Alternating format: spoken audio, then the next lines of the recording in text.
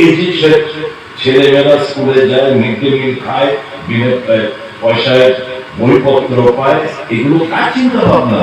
Free and compulsory education, right two free and compulsory education Congress Sarkar pass করেছিল পার্লামেন্টে।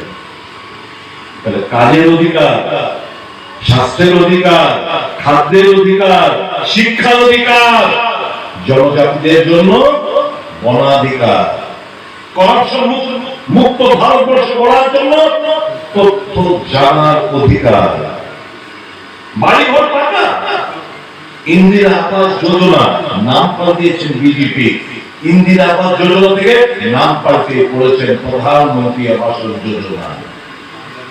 কংগ্রেস আর কি গ্রামীণ বিদ্যুতীকরণ যোজনা, রাজীব গান্ধী গ্রামীণ বিদ্যুতীকরণ যোজনা নাম পাল্টেছেন মোদী সাহেব। কি এখন এই ভদ্রলোক বিনোদ দয়াল উপাধ্যায়ের নামে এই প্রকল্পটি চালু করা হয়েছে।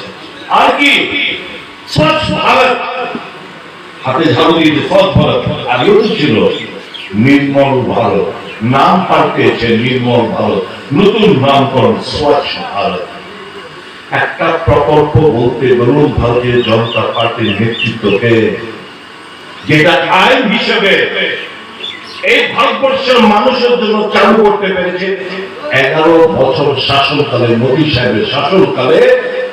একটা প্রকল্পের নাম বলতে বলুন এদের